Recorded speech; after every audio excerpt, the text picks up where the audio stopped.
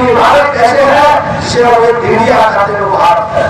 हम इसको हिंदुस्तान बनाने के लिए मान रहे हो। हिंदुस्तान में चिल्लाते भी है कि मुसलमानों के 2 स्थान का उसका पाकिस्तान भरा, तो इनको पाकिस्तान है तो मालूम नहीं था। ये नारा लगाने वाला देश भारत है या देश दो ही है। गांव और भारत की जो एकता है, जो हमारी राष्ट्रीय नागरिकता है, हम सभी भारतीय है। भारतीयों को हिंदू मुस्लिम ने बांटा, आपस दर्जे का देश दो ही कार्य है। और इनको फांसी पर लटकाने के लिए भारतीय दंड विधान की धारा 106 से लेकर 253 तक सारे प्रावधान है।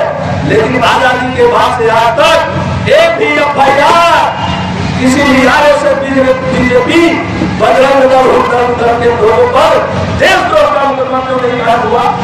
वो तो बताने क्यों नहीं कायम हुआ?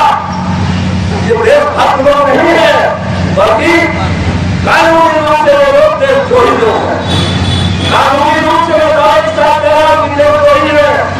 तो बाबा साहब अम्बेडकर ने जो 14 अक्टूबर छात्रों को भगवान को के समय में गए, तो 25 दिसंबर 27 को मृत्यु होने रहे थे। और दुर्भाग्य से हिंदू धर्म में हम पैदा हो गए, की बात नहीं थी। तो माता पिता थे, उन्होंने पैदा करने नहीं था, लेकिन हिंदू धर्म में जिंदा रहना होगा, ये मेरे बस की बात है। इस कार्य को पूरा करने के लिए उन्होंने 5,000 लोगों के साथ नागपुर में बहुत दिशा कर। तो क्या ऐलान किया कि आज मैं हिंदू धर्म के नरक से छुटकारा पा गया।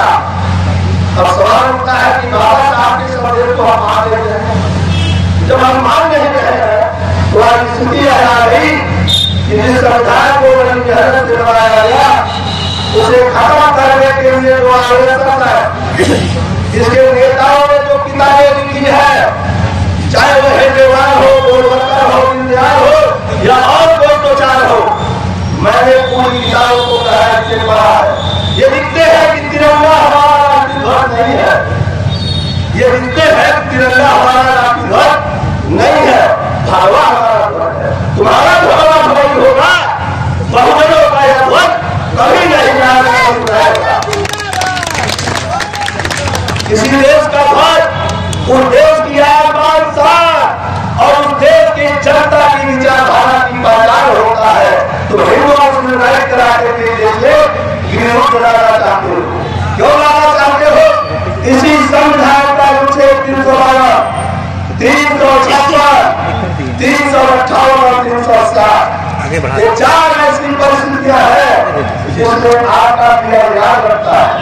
राष्ट्रपति शासन बनाए जाते हैं और मौलिक अधिकार समाप्त कर दिए जाते हैं कि देश की एकता खतरे में है, देश की जनता अगर बराबर कर देती है तो उनको फांसी पर लटका दिया जाए। कोई सुनवाई नहीं, कोई सुनवाई नहीं किसी अदालत में। तुम्हारा राष्ट्र है क्या? संविधान अनुच्छेद 312 की परिस्थितियां देश में पैदा नहीं है। किसी बहुजन के बेटे ने पैदा किया है परिस्थिति, या नेहरू से मोदी तक ने सरकार चलाया है। इस देश में गरीबी और अमीरी का आंकड़ा चरम सीमा पार कर दिया। देश के 4 लोग पूरी पति खिलाए, पूरे देश की संपत्ति रखिए, बाकी 80 लोग मोदी के हिसाब से भी बात देती है। इसके बाद भी देशभक्ति का एक बात था। उसके बाद हमारे चारों तरफ हमारे बगल के देश हमारे दुश्मन, कौन सी तुम्हारी विदेश मिलती है तो देश को खतरे में आ, चाहे आर्थिक संकट या विदेशी संकट, एक संवैधानिक संकट और एक आपका हो जाता है गिरयुद्ध के लिए तुमने तो बाबरी मस्जिद गिराया और ऐतिहासिक जो खुदाई हुई कहीं कोई प्रमाण नहीं आया, तो सुप्रीम कोर्ट के जज को दरबार करके तुमने कहा कि आस्था के आधार पर फैसला देंगे। दुनिया में भारत की न्यायपालिका की बेइज्जती करा दिया, अब क्या बचा? और इधर जो आप संवैधानिक संकट कर रहे हो, अभी राज्यसभा के चुनाव हो रहे थे, कहा हुआ उत्तर प्रदेश में विधायकों को किसने खरीदा, बिहार में किसने खरीदा और किसने खरीदा, आंध्रा में किसने खरीदा? तुमको बड़े दावा करते हो तुम शील संपन्न हो, ईमानदार हो, राजा हरिश्चंद्र के बाप हो,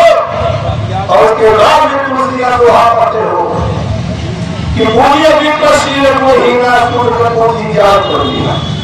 ब्राह्मण जो शील को नहीं मानता, शील के विरोधी है, वह पूजनीय है। मैं आप ही से पूछना चाहता हूँ, भगवान ने शील दिया था 5 दिन 8 दिन 10 दिन 227 दिन और महिलाओं के लिए 302 दिन। यानी हिंसा नहीं करना, चोरी नहीं करना, झूठ नहीं बोलना, व्यभिचार नहीं करना और नशा खोरी नहीं। जो नहीं करता वो शील संपन्न है और जो करने वाला वो पूजनीय है। हत्यारे बलात्कारी लुटेरे पूजनीय बदली हो गए।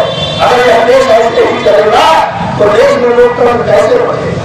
ऐसे भाइयों, आपके ऊपर बाबा साहब ने जिम्मेदारी सौंपा है और हमारे बुजुर्गों ने भी जिम्मेदारी सौंपा है, क्योंकि जब फैसला समझाने का नहीं सबको बोला है कि मैं कहूँगा कि आप लोग एक नारा सुना